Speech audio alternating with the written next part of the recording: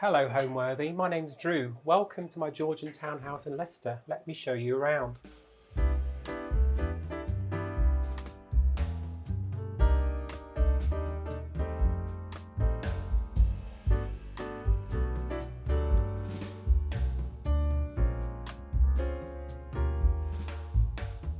This summer, spend the hottest months of the year in style with Homeworthy as we visit the most extraordinary homes around the world. From the sun-soaked shores of the Hamptons to the classic beachfronts of Nantucket to the vibrant courtyards of Morocco, be sure to subscribe to Homeworthy's summer series to make every day feel like a vacation. You're watching Homeworthy, where we believe every home has a story.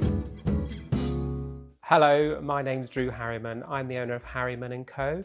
Welcome to my home here in Leicester, England. So we've lived in our home here in Leicester now for about 9 years, and when we first came to view the property, it was very, very different. This room that we're in now was very beige. It had a really out of character fireplace. It was love at first sight on the viewing though. I think I walked in and I saw the staircase and I just fell in love because that's exactly what I was looking for. It's a Georgian property. We think it was built somewhere between sort of mid-1820s to sort of mid-1830s. We can't find out exactly. So it's about 200 years old now. I think the thing that really drew me in was the fact that it had many original features, but also things that we could do with the house as well, just to bring it back to sort of where it needed to be and make it even more authentic. So we renovated the property, I guess 9 years ago now, which was a full renovation.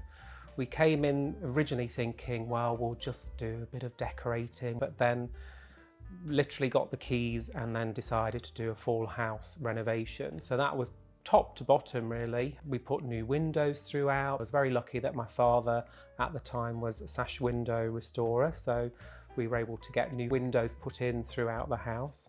We did an amazing kitchen extension, which is probably one of my favourite rooms in the house, where we were able to double the size of the kitchen floor space and make it a much more light and airy space. It leads through to a really lovely small courtyard garden that really becomes another room in itself, either in the summer or in the winter. It is a very really lovely usable space, and I really enjoy spending a lot of time out there planting and enjoying the garden space. We also did quite a lot of work in the basement. So the basement, when we originally moved into the house, was brick, but it was crumbly, it was damp, and it was such a usable big space. So we definitely made the decision to invest in updating and making that watertight. In the process, we found a window in the basement that we didn't know was there, so that we were able to let natural light into the office space. One of the other rooms in there, we turned that into a laundry and pantry space. So it's a really usable part of the house now that is great in the winter, as it's really cozy and warm down there. But in the summer, when we don't have the heating on, it's cool. It's like having air conditioning. So it's a really lovely space to use at any time of the year. I really love what we've done with the space. So welcome to the entrance hallway of my home. One of our favourite pieces of furniture in the whole house is this piece here. So it's a 28 drawer, or seed drawers as we call it, but it's one of those pieces of furniture that it was the perfect find, almost at the perfect time. It was probably only a couple of months after we'd moved into the house and we were wanting something for here. We were at a place in Stamford in Lincolnshire in the UK, which one of our favourite towns that we go to visit. It's a lovely old market town, and there was a beautiful antique shop there. We walked in and saw this piece, and thankfully it was the most amazing piece for the spot. It didn't have a stand on it, so I did have to commission a base for it to make it at the right height, but it's just made the most amazing entrance hallway piece. Really useful. I mean, there's things, all sorts of things, down to the hammer and sort of nails or whatever. There's, you know, down to beanies and things like that. So it's a really practical but beautiful piece of furniture, which I love. The wall lamps, they were sourced from Harriman and Co, from one of our Danish suppliers. I adore these. I just love the fact that it's just that raw spun brass, and they're really useful because they just plug into the wall, so we didn't have to get any electricity points put in there. So the stairway and the banisters, I love that. That's probably, when I walked into the house and I saw that for the first time, I was sold. That's probably what made me want to buy the house the minute that we walked in. So I just love the originality of it, just that sort of the way it sweeps up. The other detail as well, there's sort of like beautiful cornice detailing around, but then in the archway here, we've got some original relief detail as well. And even down to just sort of some of the fluting and the way that the architecture of this space has been finished. It just seems so silly, but it was just things like that that really spoke to me when we walked into the house for the first time. So this is a cute little bust statue I have here of Beethoven, and it's just something that I found at a local village hall fete. It was a summer fete, and there was just like the little jumble sale happening. And then I've tied this little, it's actually a Liberty of London vintage scarf that I found in a secondhand store when I was living in Sydney. So it's a bit of a marriage piece, this one. So it's a bit of something that I found here in the UK and something that came with me from Australia. So now we're in our living room, one of my favourite spaces in the house. As I may have mentioned, it's a beautiful room in the winter. I love getting really cosy in this space. It's a cocooning, warming, welcoming space. And I suppose we've brought lots of things into this room since we moved into the house, because it's a room that changes, I guess, in terms of some of the pieces that have come in over the time or continue to come in, because you travel or you'll see a piece that you want to buy when you're out on antique hunting or whatever. So there's sort of, there's always probably something being added into this room as we've gone along, really. It's I say comfortable, welcoming space. It tends to be just James and I that mostly will use this room. When we have guests, sometimes it will be come in, start off in the kitchen, dining table, if we're sitting around the dining table, and then sort of naturally move forward to here. But it is sort of, it's a cosy, although it possibly could look a little bit on the formal side, it is a very relaxing space that we do sort of use. The ottoman gets pulled up to the sofa, and you sit there with your feet up and just really enjoy the comfort of the space. This sofa that I have over here, this is a piece of furniture that's travelled the globe quite well, actually. So I bought it from somebody when I was living in Sydney. He was English and he'd lived in Sydney, moved back to the UK, so brought the sofa with him, and then went back to Australia. So the sofa went back, and then I bought it, and now it's back here in the UK. So who knows where it will go next. But it's just a really lovely, heavy piece. You can tell it's a good old sofa. It weighs an absolute ton, but I had it recovered when we moved into the space into just a plain sort of linen fabric in a grey colour. It's probably ready for me to change that now. I would think in the next house it will be recovered into something a little bit different. There's various, in terms of cushions, there's cushions that I've had that are from Harriman and Co. There's ones, this one for instance came from a really lovely shop when we were down in Rye in Sussex, which is a great place to go shopping for the independent high streets and independent shops that do lovely homeware. The kilim, that's another one. I love collecting kilim. So textiles is one of the things that I really do love to collect. So you'll probably find as we go through the house that you're going to see lots of kilim rugs either on a piece of furniture on the back of the sofa, as I have over here, or on the floor, as where you would generally find them. The mantelpiece is a bit of it's mostly my domain, so James often will comment that it's probably a bit too cluttered and a bit too much going on here, but I don't know why, I just like a full kind of eclectic sort of arrangement, really. I've got here another thing that I collect. These are Ethiopian Coptic crosses, which I don't know why I started collecting them, but it's just one of those things that I found and I wanted to sort of know about where they were from, what they were about, this symbolism of them. So I've started collecting those over the past few years. You'll see there's a fair bit of iconography going on here as well. It's just another thing. I love religious art. It's amazing when we go to Italy how many churches that I will probably go into in the day. So I just, I collect them. I love the artistic value of them, but also it's, they're just a lovely thing to collect.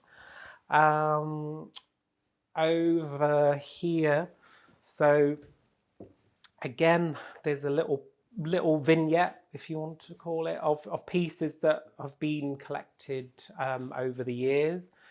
And again, we've got another icon and the rosary beads here that came from Provence. There's a little tortoise here, which is cute, came from a charity shop in Brighton. But it was just one of those pieces I couldn't resist. And it was after we'd been to visit Charleston, which is a really amazing place to visit in East Sussex, where the Bloomsbury set lived and decorated their house in the most amazing fashion. So that was my little bit of Charleston here. I've got a plate here with a rabbit decoration, then a sun decoration that we found in Sri Lanka, I think 2 years ago when we were there, and it was one of those pieces that spoke to me. So I ended up buying that, and it's gone in the little collection with the tortoise in the hair.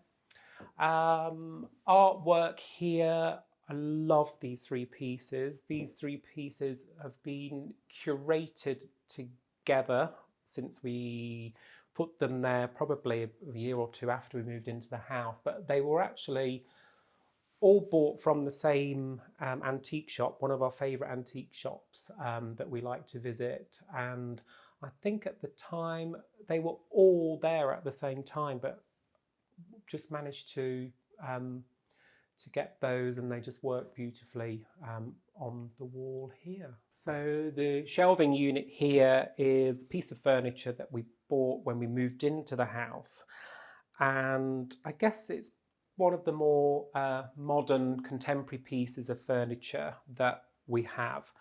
And I think that comes from at the time we were doing the decorating of the space, I was very much thinking more of that sort of slightly Scandinavian mix of pieces into a more classical arrangement. But it's a great piece for this actual space. And as you can see, again, it's packed with lots of icons, Chinese gods, and my Buddha, lovely vintage Japanese kimono print here, and then some gorgeous bells that were bought when we were in India and Cambodia. So again, I look at this piece of furniture and I look at the things on it, and there's sort of, there's a story behind everything really, and sort of where it came from and where we've travelled to. Book-wise, there's a lot of books here about art. Quite a few you'll see Picasso. That's one of James's favourite artists. But then we have lots of other contemporary and classical artists as well.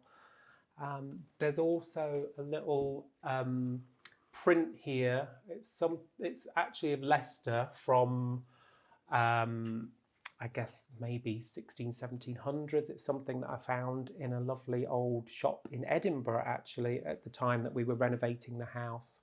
And I thought, perfect, I found a little bit of historic Leicester that can come into the house. So if you follow me through to the dining room next, and a friend of mine who used to work with in Nottingham, she'd gone out to New Zealand on a working holiday visa, and she said, why don't you come and have a visit? So I went out on a 2-year working holiday visa, and 5 years later I was still there, and I got residency actually, and have a Kiwi passport, which is really a blessing, which enabled me to move to Australia and live in Australia. And I guess that was a huge change as well at the time, from living in a country like New Zealand, which was a beautiful South Island, Queenstown, very much a sort of holiday adventure destination, and then moving to the cities. It was a bit like moving back. I felt like I'd moved back to Europe in a way, because you'd got access. So, Melbourne, that I lived for a year, had the most amazing art scene, food culture, shopping, design, creativity. So it was brilliant to move there and just sort of have that fix of design and culture again, that I guess I'd not had. It had been a much more outdoors lifestyle in New Zealand. So yeah, it was. I think that was sort of what were the seeds of the creative, feeding my interiors sort of yearning, probably. I think one of the things was I used to have flatmates when we shared a house in Queenstown in New Zealand, and they were fed up of coming home and finding that I'd rearranged the furniture. I mean, we didn't have much because we were sharing a house, and we'd just got, cobbled together bits of pieces that we'd bought secondhand, or we'd bought from, maybe charity shop or whatever it was. But they were fed up of coming home and finding that I'd moved stuff around again. But I guess that was sort of like yearning for creativity. At the time, I was working in a hotel as a reservations manager. And my job was very, office-based, desk-based, numbers, figures, room rates, all that kind of stuff. I was having a meeting with the general manager one day, and we were in his office, and we were talking about, just general stuff about the hotel, and at the time we were about to do a refurb in the hotel. And I find myself like looking over at the carpet samples and the fabric samples and the layouts, and I'm thinking I'd much rather be doing something like that than what I'm doing at the moment. So I guess it was a wake-up call for me to make that career change. And again, I took another sort of leap of faith, really, and I applied for a job with one of the local interior design and furniture shops, which I never at that time would probably even dare step foot in there, because I'd be like, oh, it's just, it was just another level, another world. But anyway, I applied for the job, and amazingly I got a job with them. And so I made the change from being working in the travel industry to working in the soft furnishings department in this amazing interior design store, which was brilliant. I guess at that time there were lots of people buying second homes, holiday homes, or building their first houses in New Zealand. So there was a real boom, I guess, in terms of interiors and people renovating. So it was an amazing time to make that move into that role, and that's kind of where I learnt more about interiors and furniture.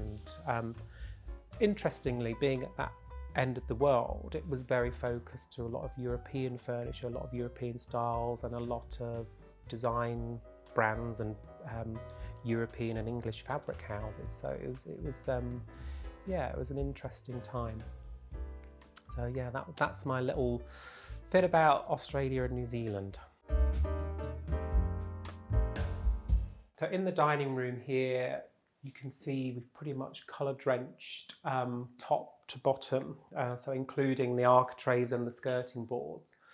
This colour we've chosen in here is, I guess, a lot lighter than we've used in the living room, but this was a colour that a friend of mine helped me with actually. He's a great colour consultant, and I was really unsure as to what we would follow through into the dining room with, but we went for this lovely Farrow & Ball colour called Pigeon, interestingly.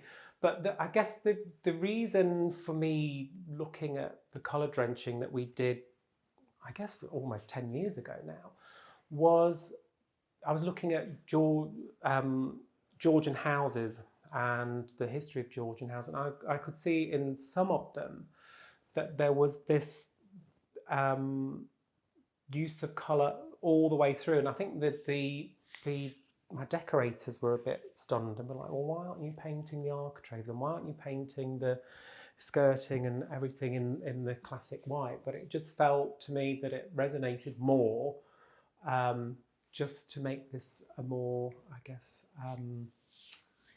inviting space, or I suppose I wouldn't want to highlight all of the timber and as much as I love all of this architectural detail and the original architrave and the original doors, I feel it just lends itself to being coloured the same as the walls. So, dining room, dare I admit it, another thing that I love to collect are chairs. So in this room I've got, what have I got, 6 at the moment around the dining table, but I often can have more, and then I've got 2 other chairs in the corners here. There's a bit of a mix going on, so there's some new chairs that we bought at the same time as the dining table, but then I've got what doesn't, you wouldn't normally put, I guess, with it, but I love just a classic English kitchen chair. That's on this end. On this end, completely in the opposite direction in terms of style, I guess it's highly decorative. It's got the chinoiserie pattern on.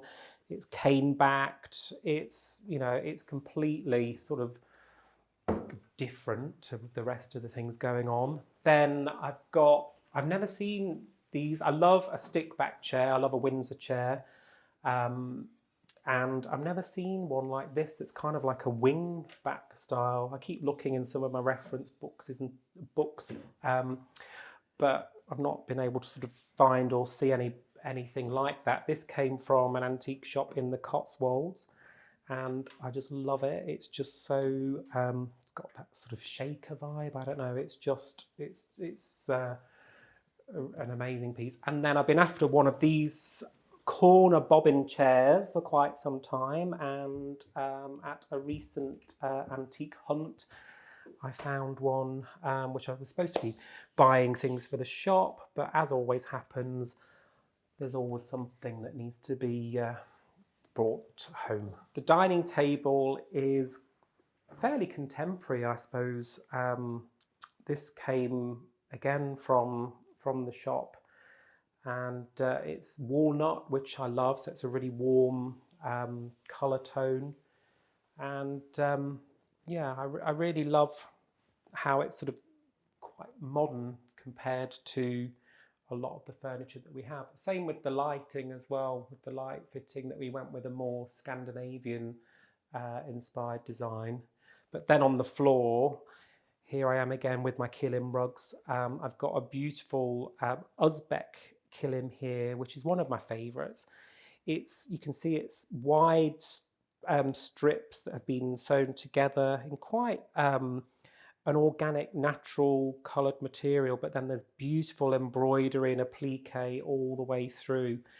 So that is another piece of textile that I really love. With this fireplace, this was like this when we moved to the house, and it's the one fireplace that we haven't actually done anything with other than paint it in the same as the wall colour. and the chimney breast.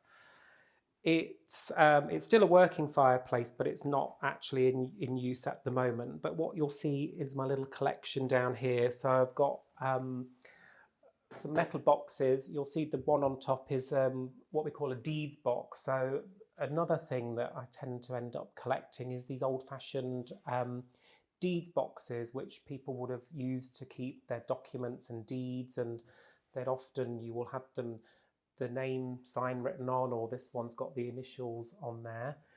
You'll see I've got a lot of brass candlesticks here as well, which is another thing that I love to collect, and I often can't walk out of an antique store without buying another brass candle.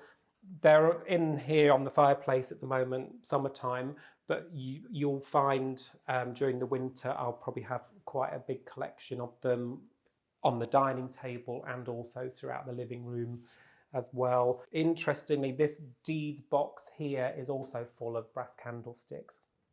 But if we travel anywhere in the UK, we like to stay in a lot of the Landmark Trust properties, which are beautiful old properties that have been saved by the Landmark Trust.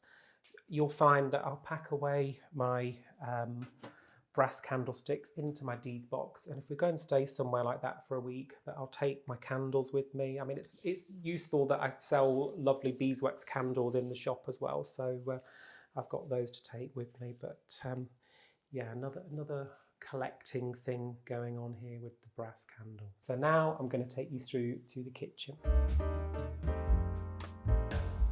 Favourite piece of furniture. This is the school cabinet that we had to raise the roof for. Thankfully, at the time that we were doing the renovation of the kitchen and extending this part, the wall was just being done, and I found this piece of furniture from a place in London, Vitruvius. They have some fantastic pieces, and I'm always looking online to just see what they've got. I had something like this in mind and went onto their website, and there it was. So I managed to get it. My dad, who is very useful to have around the house because he's great at carpentry and he's great at problem solving. So with this piece, it did have it was boarded as well, but he glazed that for us. And I'm just going to open it. It does make a bit of noise because it's on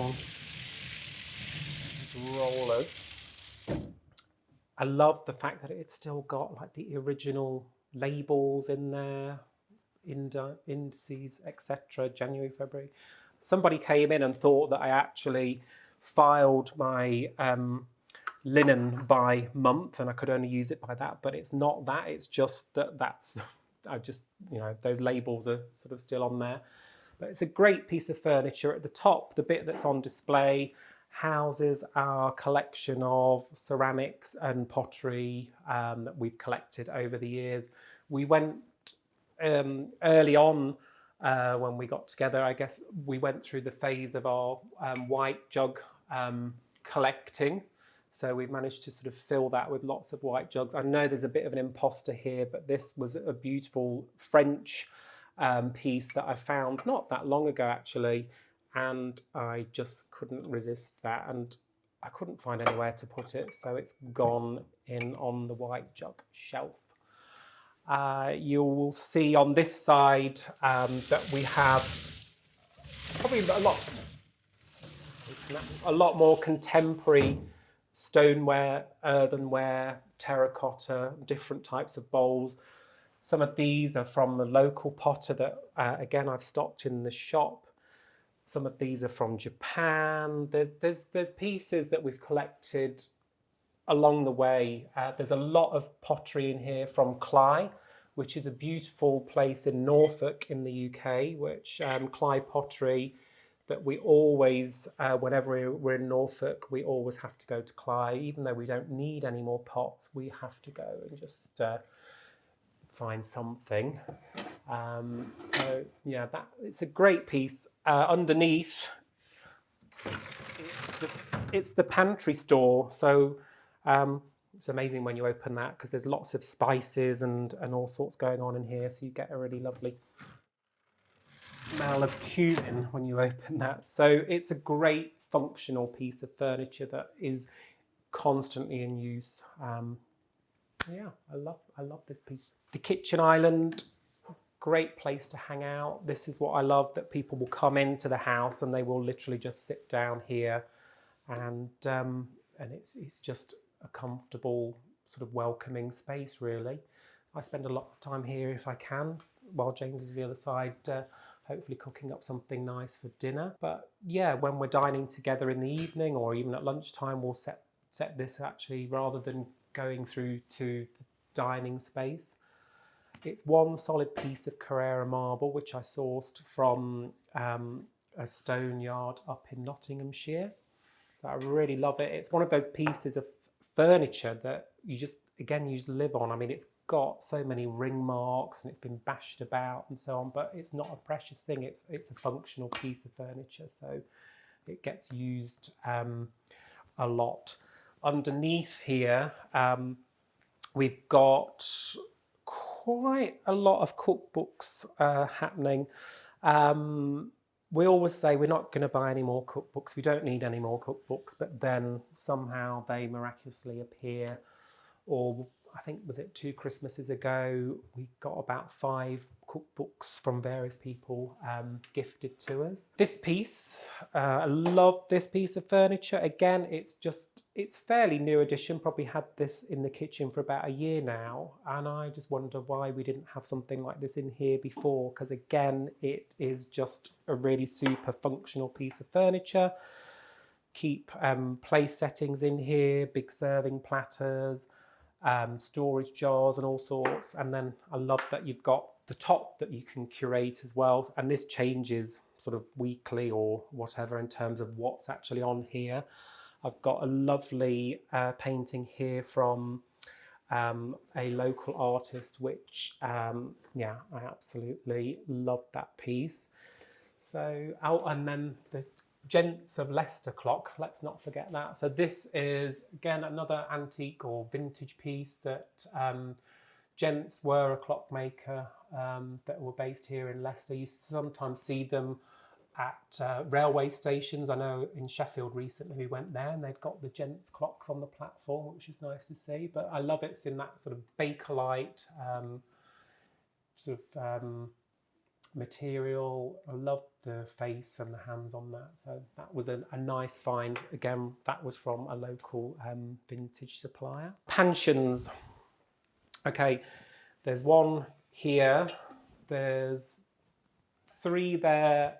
This one's the salt glaze one, so it's not. It's a little bit different, but there's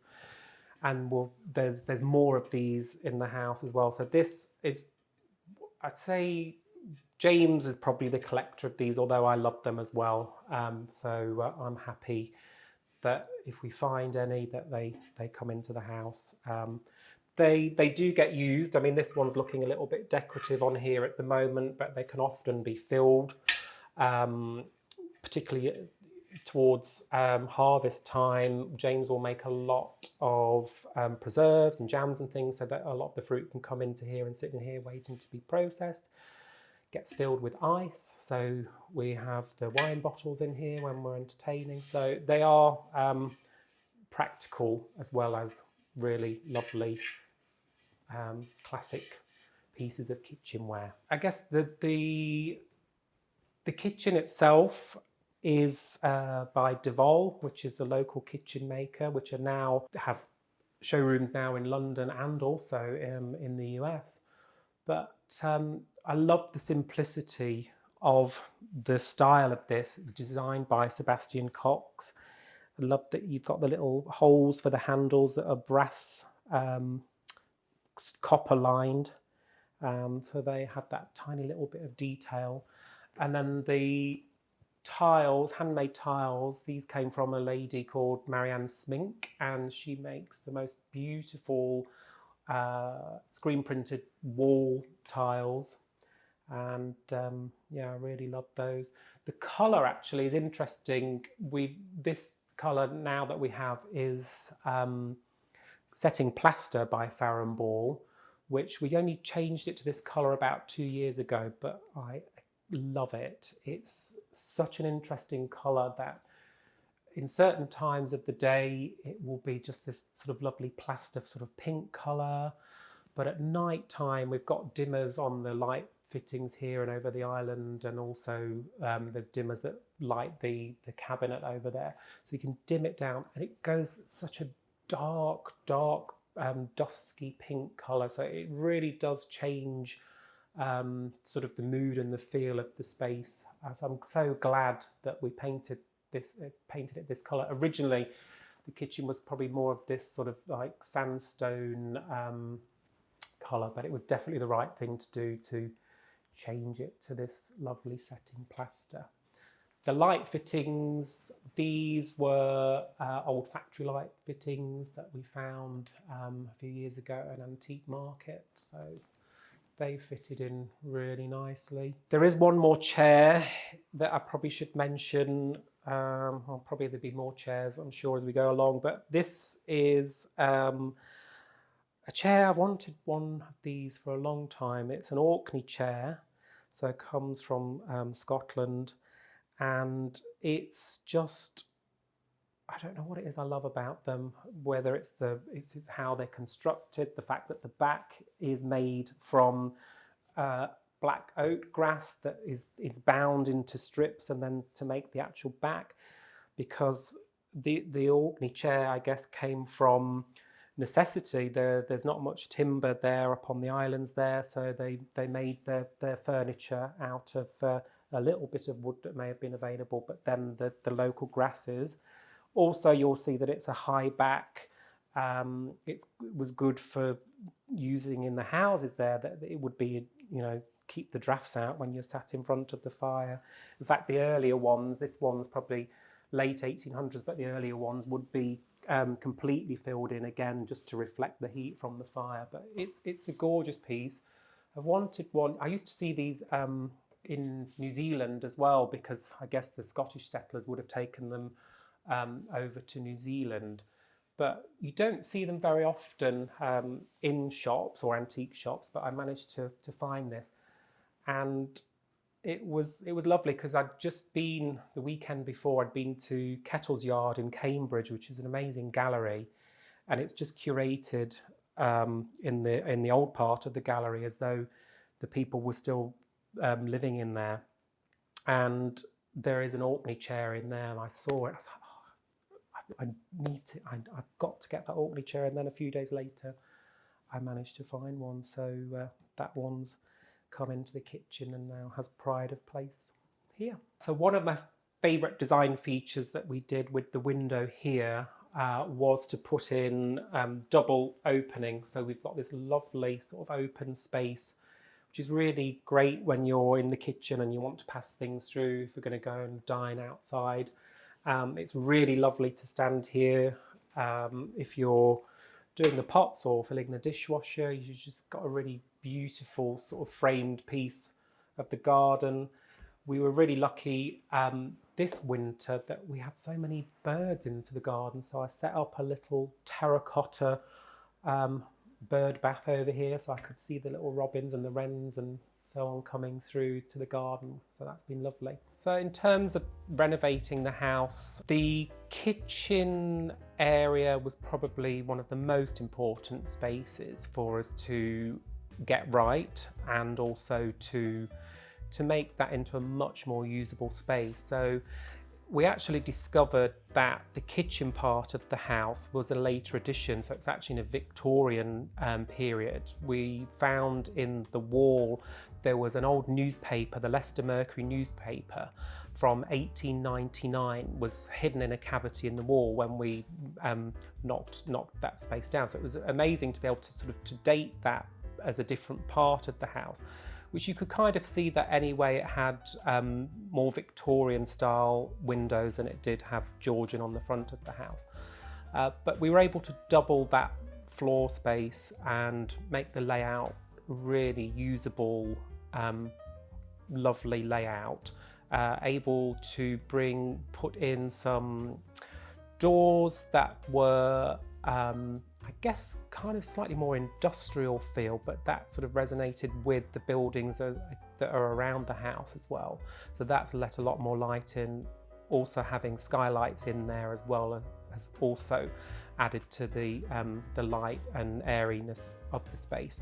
We spend a lot of time in the kitchen, I guess, because James, my husband, he's a great cook. He really enjoys cooking. It's one of his things that he likes to do when he's not working. He finds it, very therapeutic, a very creative things, which I love as well, because I get to eat all of the lovely food that gets created in there. But it's, I suppose, one of the main things in the kitchen is the kitchen island. So we went for probably the maximum size island space that would fit in there, because we knew that we wanted that to be a really usable, workable piece of furniture in the kitchen.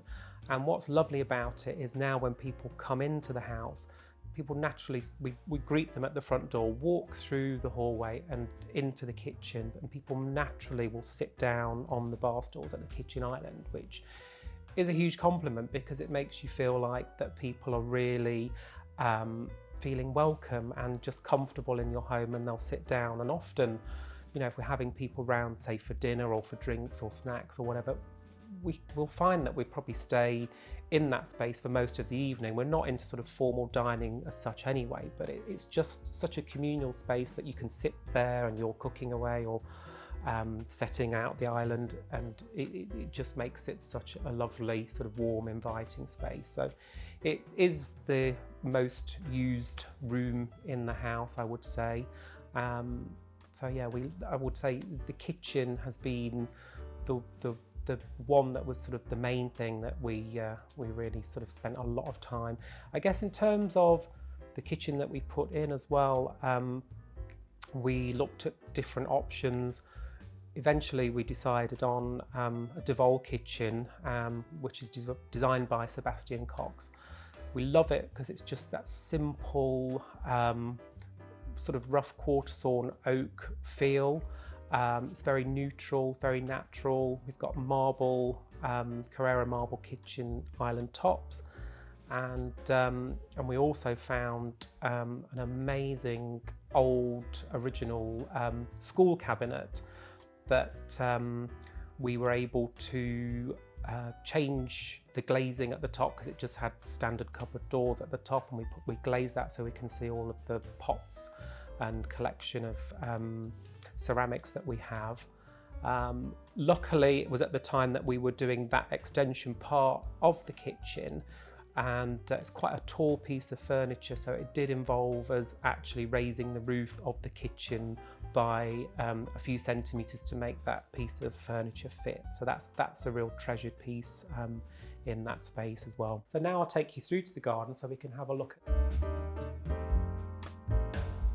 So here we are in our garden, or outdoor room as I sometimes like to call it, because it does feel like an extension of the house and just another usable room space. Lovely opening window, which is great, as we were chatting about. I've set up a nice little potting table here, which I've got on a vintage French beer table. So sometimes this gets cleared, because if we're entertaining outside, we can just use that for the ice bucket or something like that. It's a potted garden, so we've got mostly things are planted up in sort of the galvanized pots or terracotta.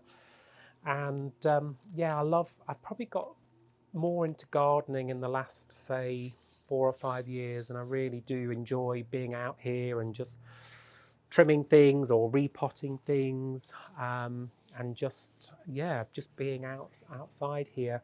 We've got an old galvanized water tank which came from a salvage yard in the Cotswolds. So we filled that with water, and we've got goldfish in there, and the lily is growing beautifully. I can just see we've got 2 flowers about to come up. Yeah, it's amazing when you look back at the photos of what this space was like. It was just completely bare, so it's interesting now with having all of the greenery. Probably some of my favourite things in here is I've got 3 aces on the dining table, which they just give such a lovely colour. They give this beautiful red or reddish green colours. Then they'll go to the lovely autumn tones. The table is a zinc top table that I got made by a local maker, Andrew Walker. I basically gave him an image of what I was after, zinc top, and he basically did exactly what I was looking for with that. So we'll spend time out here.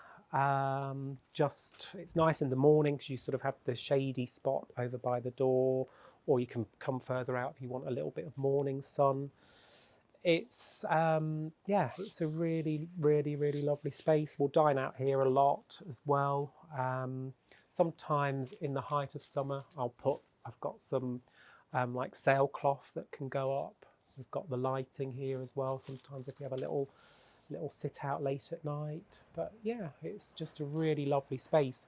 Over just in this area here, you'll see this is the Crittle sort of style doors that we did. They're by an amazing company called Metfirm, which they have really good technology in terms of the way that they're made and glazed.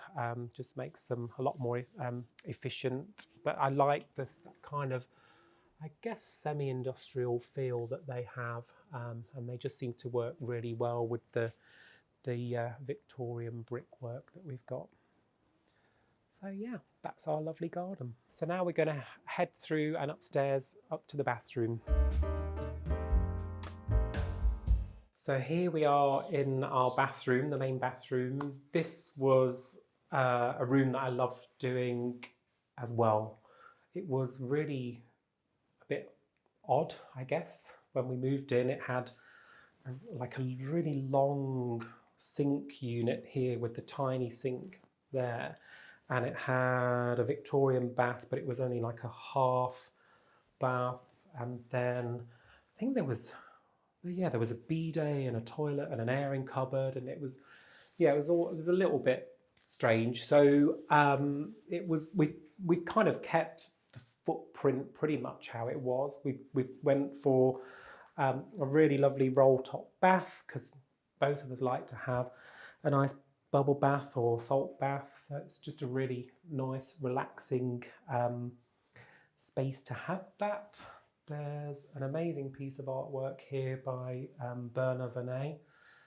He's famous for doing a lot of sort of iron girders and structures and sculptures. I remember going to Versailles, the Palace of Versailles in Paris one year, and there was just this huge Venet installation outside of the palace, long before we ever bought this piece. But it's something that we had at our old house, but then when we moved here, it was just the perfect thing to go onto the wall here.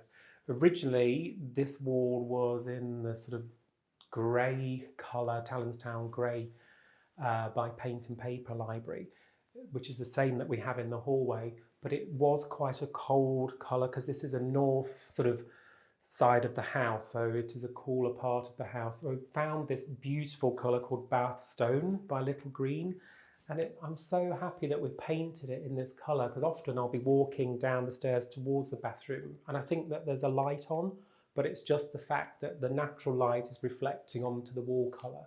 So it's definitely been a great thing to have painted that. I've got another chair, of course. This one is a gorgeous grass Malawi chair, which I don't know why I love them, but I just love the shape of them. They're often used as an outdoor chair actually, but it's found its way here into the bathroom. I love the fact that they're just constructed without the use of any nails. It's just the frame and then they're all sort of woven and bound together. It's just lovely and textural. Goes well with the beautiful, just simple jute rugs, which we sell at the shop, but I just find them really useful and usable and very very soft as well. So it just adds, I guess, to the layering of the space. We've got an old chest or oak coffer, as they're often known as. So that's good for just hidden away storage, and then just keep the plants on top of there. Yeah, it's a really lovely space. The shower cubicle we did as a larger, as much as we could for that space, and then again with the Carrara marble is just sheets of the marble just to give it a really lovely luxurious feel. And then the windows in here as well. These are the original Victorian windows on the outside. So these are the only two original windows in the whole house. So we didn't need to change those. So we kept them as they were. But then I just commissioned this secondary glazing with the reeded glass that my dad, again, sorted out for me. And they just, I think, work really well. References back to the black tapware that's happening in here as well. Yeah, that's our lovely bathroom. So now I'm going to take you through to the main bedroom. I'm the co-owner of a lovely interiors, homeware, vintage antique furniture store here in Leicester. That Harriman and Co. We've been around now for about 10 years, and that started actually when I moved back from living overseas. I'd been out in New Zealand and Australia for about 12 years, and having worked in design companies over there and interiors, I came back to Leicester and I didn't really know what I was going to do for work. And I'd looked at various sort of different places, but there weren't really any home or design stores as such here in Leicester. So luckily I'd met James at this point, and he really encouraged me to, I guess, take the sort of leap of faith and open our own business. I'd always worked for other people in the past, but I'd got lots of experience in homes and interiors and styling. I guess what I didn't have so much was the sort of the business side of things, which thankfully James did have. He's also owns another business which he's had for sort of 20 plus years. So we were able to make Harriman and Co. a reality back in 2014. So I guess I'd had this dream of a really lovely traditional or classic looking shop front, and I was looking around in the old town part of Leicester where you've got lots of really lovely independent stores. You've got the cathedral nearby and also the Richard III Visitor Centre. So it's a really lovely historic part of town, and I was walking along and I saw this shop front, and it was just exactly as I'd envisaged. It was the door in the middle, the windows either side, that classic English sort of looking, really cute, quaint shop space. So thankfully I managed to secure that space, and then we spent a few months with the help of my father renovating the shop and putting our lovely new shop awning on the front and giving it real curb appeal. One of the beautiful things that we used to do with the shop space then was we would set the pavement out, so we'd have lots of chairs and log baskets or all sorts of things that we would set out on the front of the shop. So we became a really go-to place in the centre of Leicester. We stock homeware, furniture, lighting, rugs, all sorts of things really. A lot of gift as well, so we would always be very busy around Christmas time,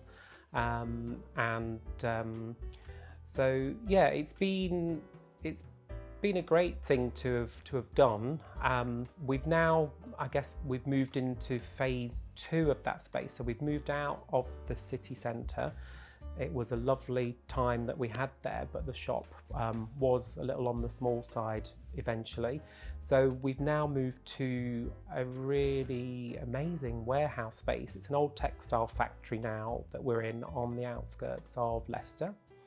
And it's got that sort of industrial feel to the building, but it's a really amazing space to be able to curate.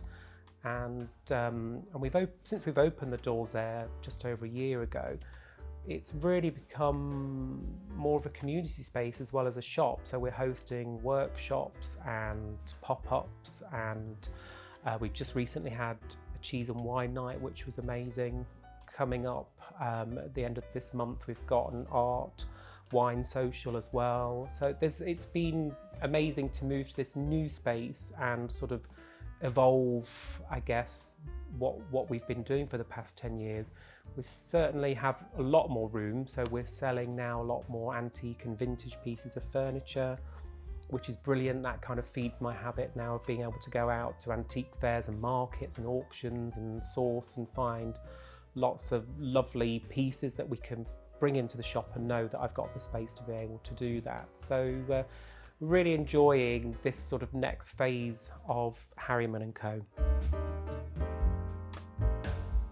So here we are in the main bedroom, and this is a lovely space. I like the fact that we've got double aspect now with this room, and that came about from knocking this main bedroom through to what was a second bedroom here. So we weren't originally going to do that, but then it was suggested to us that there was just us two living in the house. How many bedrooms or guest bedrooms did we need? So we're so glad that that was suggested, because it actually has made it such a fantastic space. So I've just come in from this door here. This door was originally the door into what was this bedroom, and then just around here there is the still the original door where you would have originally come into this space. So we've kept that there, so at any point this could be reversed if it needed to go back to becoming two rooms, then that can be done. This piece here, so originally there was an ensuite bathroom behind the bed here, but we felt that we didn't really need that. We'd got the main bathroom is just right next to this room anyway, so we didn't sort of feel that we needed to have an ensuite bathroom as well. It was really obscure. It had glass bricks going all the way down. It was really ugly tiles inside. It was a bit like a public swimming pool. So it went. So we've now just behind this space, we've created just a hanging space for clothes and storage for cases and things like that. So it just makes it a really usable space that you can access from either side of the bed. We've got, I guess, a restful palette in here. It is quite a pure white, and I don't know whether that came about because at the time I was thinking that we would have more of a Scandi sort of feel in here, and that we would want to have just more of a cleaner, brighter palette, but it works really well. I like what we've done with this space, and again, it's another thing that's evolved and changed as we've sort of lived in this space. I guess most recently, in the past year or two, we've had these two Georgian chests of drawers which have come in here. There used to be just like an armchair here, but we've now got the chests of drawers which add a really lovely warmth of colour and just storage, which is of course very useful, but they just, I think, are a really beautiful piece of furniture. So I'm really happy that we brought those into the space. We were really lucky with the fireplaces in this room and also in the room next door, that we still had the original fireplaces intact. This one is a lovely sort of grey marble. When we came to the house, it was actually painted. It was, I think, just painted white, and we weren't actually sure what was under here. So we peeled back a few layers. There was some yellows and greens, or I guess it had been painted different colours over the years. So all we did was literally just strip this back to the marble, and the tiles that are on the floor down here, we've not changed those at all as well. So we've got the lovely detail of the cast iron design. But yeah, I just love the fact that we still had those original, the original fireplaces. Also, the fireplace on this side was also painted, slightly different style inside.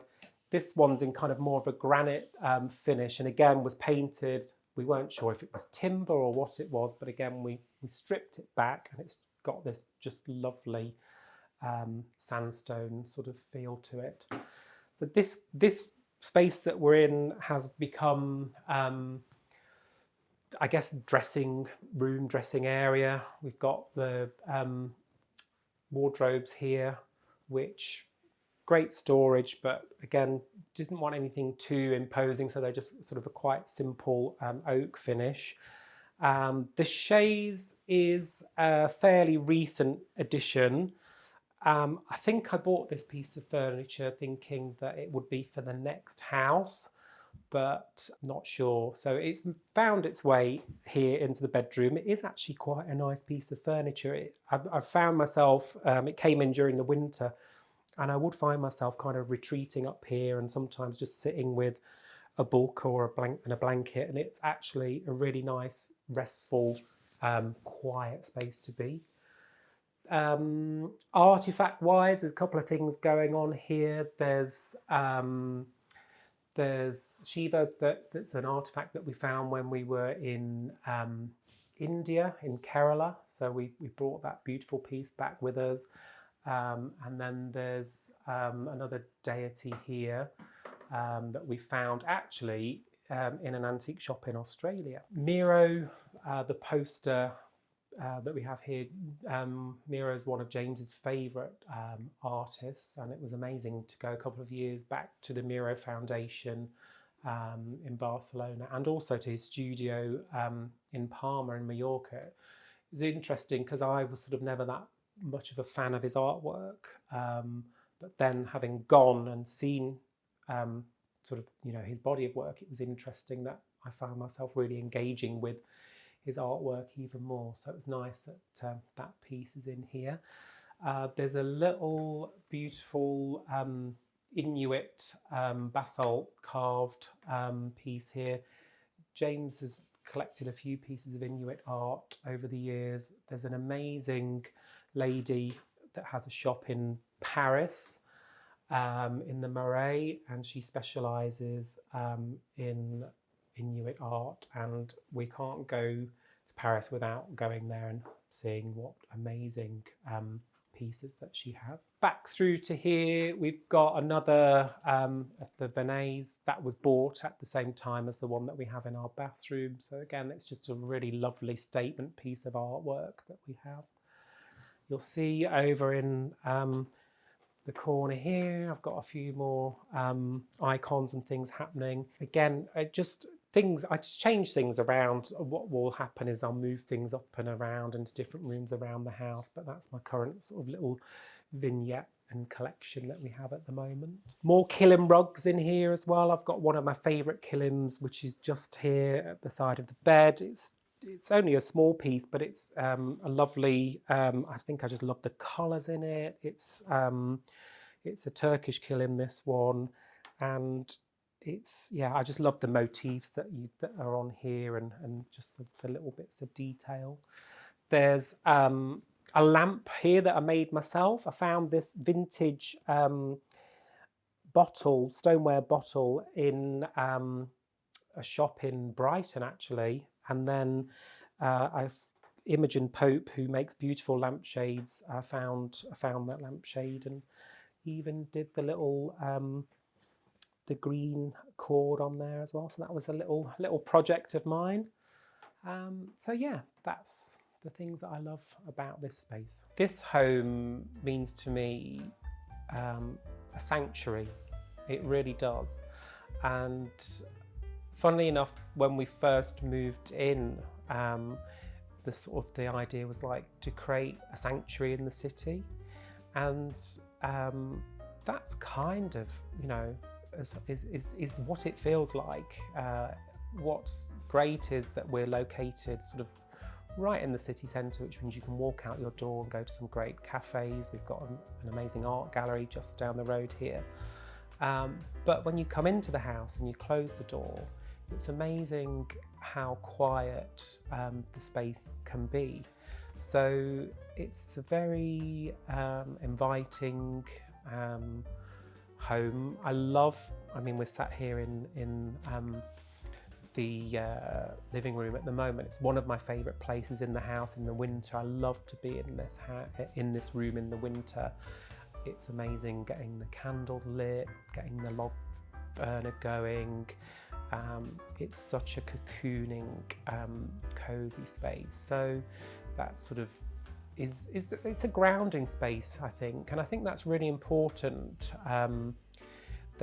That's what your home should be, and that comes from things that we've collected along the way, how we've decorated the house, what we've chosen to sort of put in. So it's lovely to be able to look around the room or around the house and see pieces of furniture or an object or a rug even that you've collected on your travel. So it builds that sort of layering and story about the home, and it sort of tells a story about the people that we are and how we live in this space.